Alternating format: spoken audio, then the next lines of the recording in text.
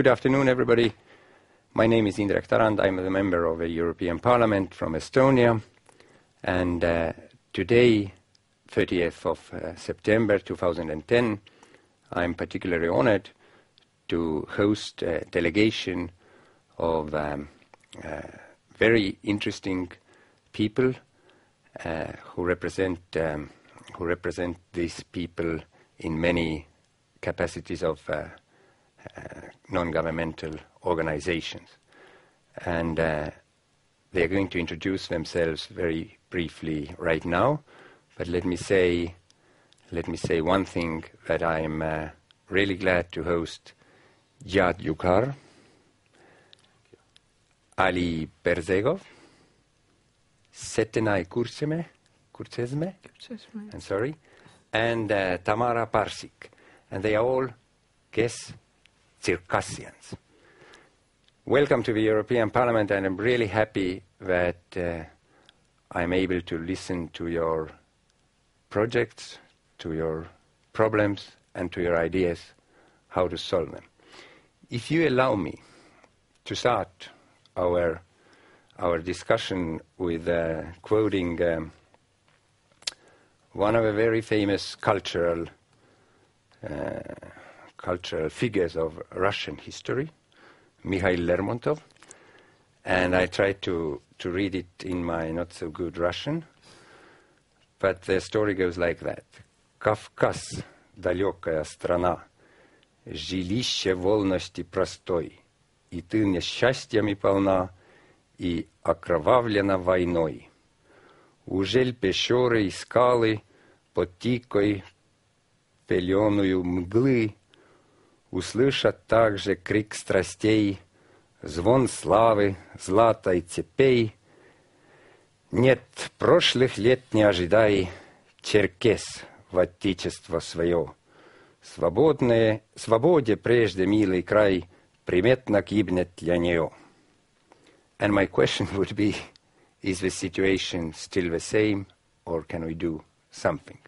And perhaps you could make an introduction.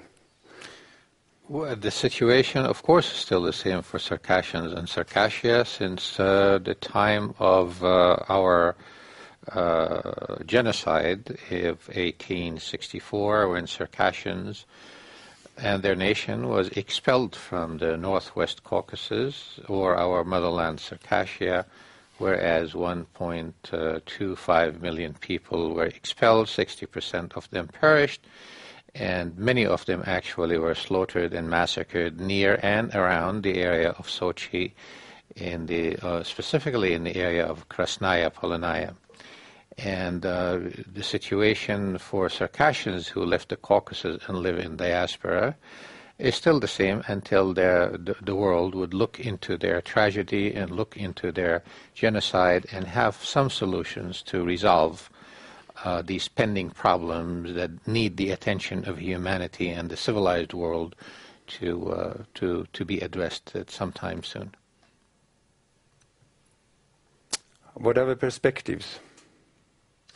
The perspectives are very positive, because a lot of honest people in this world and many honest organizations wanted to know. The biggest problem is that the world and humanity is not aware of the Circassian tragedy that continues to exist until today.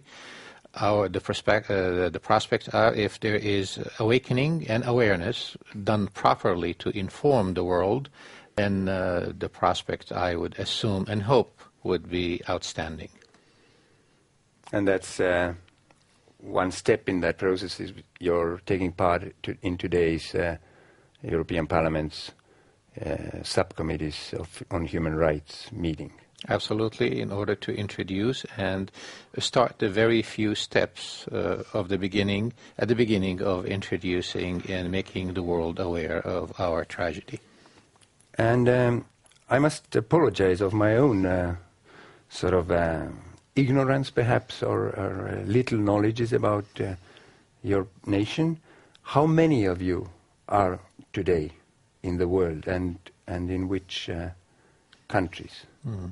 Yeah, actually, Indrek, many people in this world, and you would be amazed, that really don't know and don't have facts about Circassians and Circassia. There are almost about 6 million people of Circassians outside our motherland, Circassia, and there is less than 1 million of Circassians inside our motherland, Circassia. That makes us one of the biggest, or if not the biggest, diaspora community in the world compared to our population. And those diaspora community of Circassians are mainly concentrated in Turkey, in Europe, in the United States, Syria, Israel, and Jordan, and of course in many different parts of the world as a small group or smaller groups. Ali, I understand you have had the privilege to live in their original homeland as well. And could you describe the situation there a little bit, and perhaps also explain why you cannot stay there any longer? First of all, yes, you're right. I was born in Maykop, which is the capital of Adygeya Republic. My hometown is Maykop.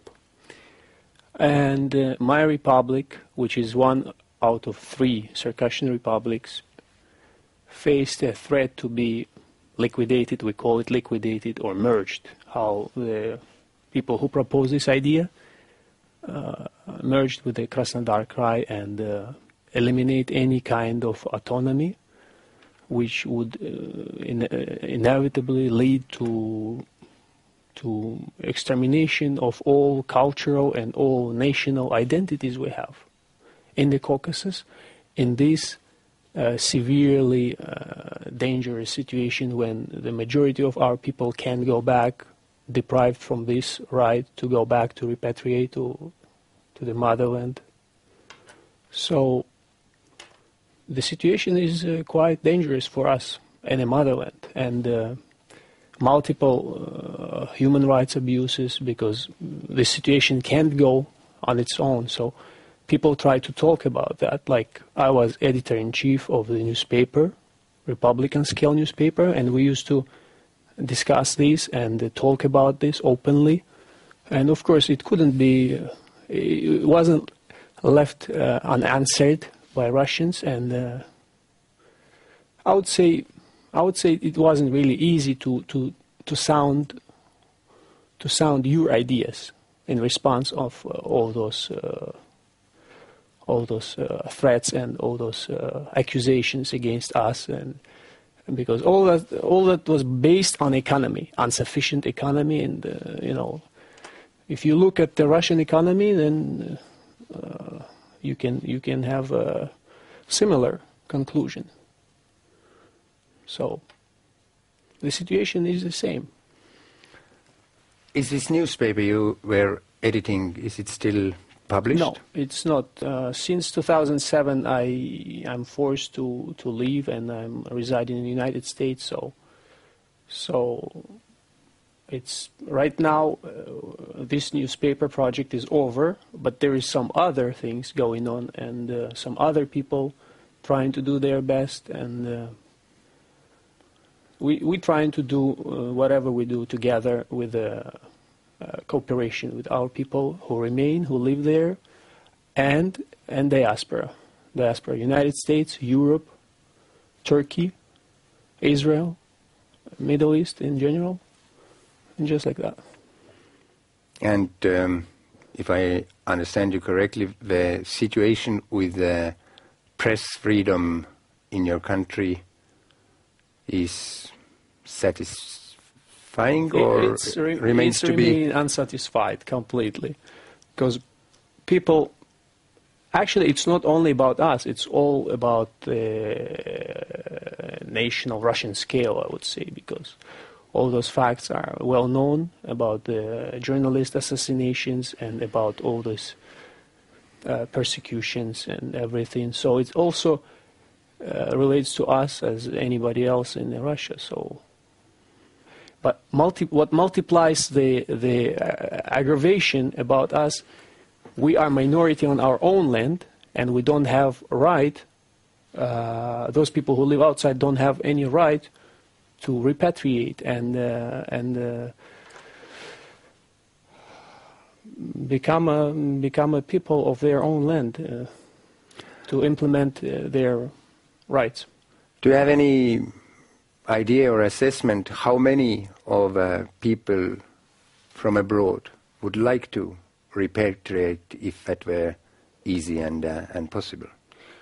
Yeah, I don't think that's a question. First of all, we have to have the concept of that right to be allowed for us to go back, and then we can speak about first what kind of conditions, and second how many people would like to do that. Right now we can't even.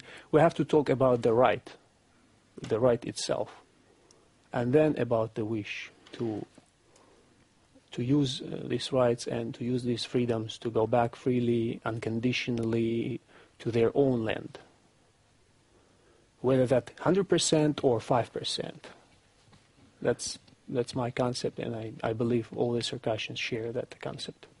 Hendrik, I am sure that if the possibility, as Eli said, is provided, is availed to us in our motherland by the people who make the rules inside and outside Circassia, then if there are the right programs put in place in order to repatriate Circassians, diaspora who live in the outside, I think a very, very huge number of them will find the idea very appealing and very positive. For the past 150 years, we have kept our identity, we have kept our language, and we have kept our culture, and we have kept our communities intact together as much as possible in order to be able at one day to repatriate. So now, if these programs are available to us, if we are to construct a positive programs of return to motherland, then I think that the result will be extremely, extremely good and outstanding.